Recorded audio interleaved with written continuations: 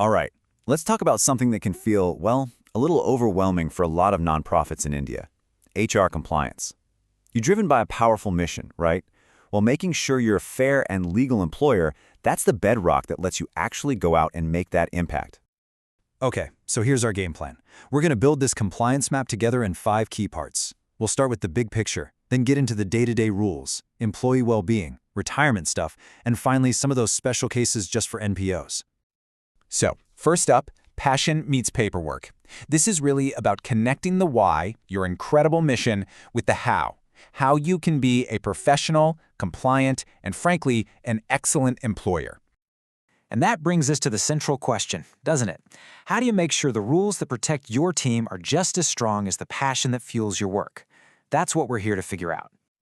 All right, first real stop on our map, your daily operations rules. Think of these as the absolute fundamentals, the laws that govern the day-to-day rhythm of your organization.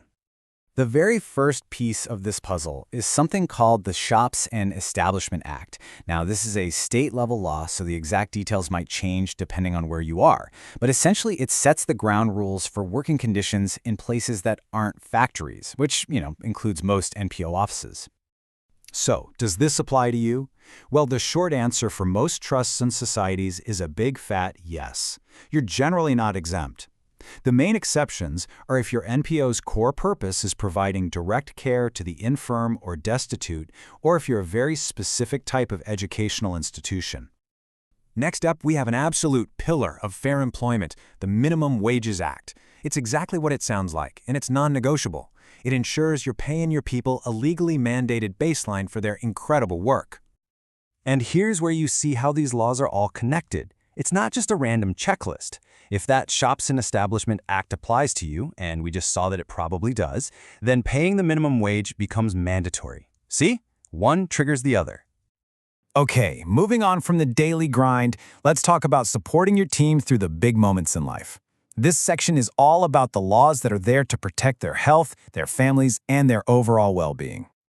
As your team grows, so do your responsibilities, and this table makes that super clear.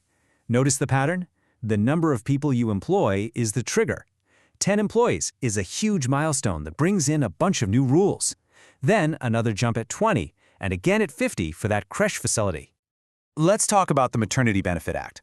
This is a really important piece of legislation. It's not just about giving someone time off, it's about protecting their job, their income, and their career while they welcome a new child.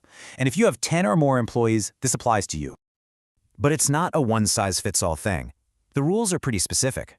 For a mother's first or second child, the leave is a generous 26 weeks.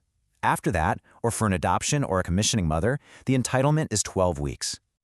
And the support doesn't stop when the leave ends, not by a long shot.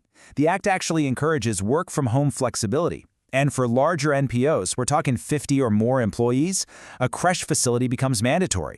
And here's a crucial detail. You have to tell every woman you hire about these benefits, in writing, right from the start. Next on the list is ESIS, or the Employees State Insurance Scheme.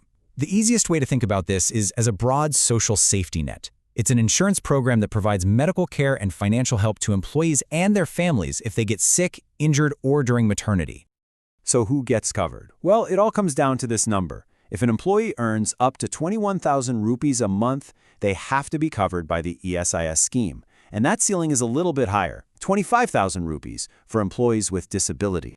Now, for NPOs, here's the key thing to know.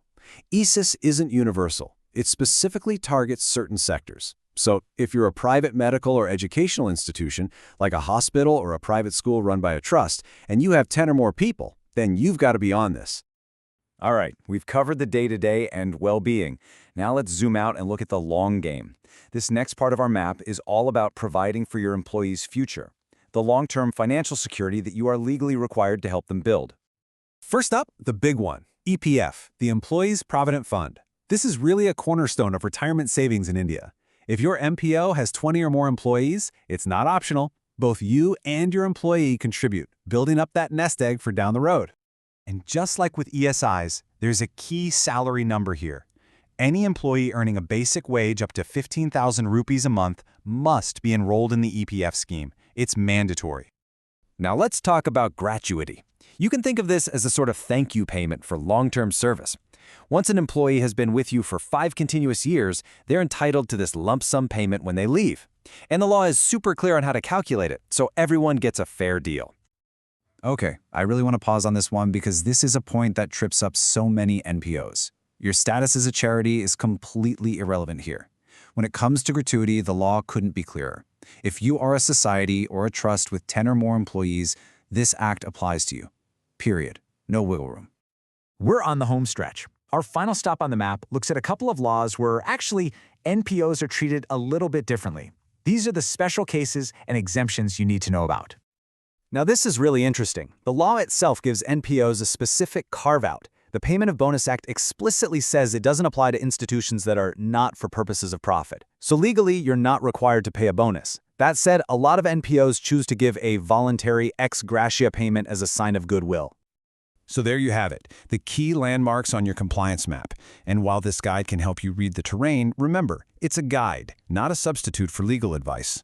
The real question isn't just, are we compliant? It's, can we make our HR rules a true extension of our mission? Can you build a workplace that cares for your team just as deeply as you care for your cause? That's when passion and paperwork truly come together to create something incredible.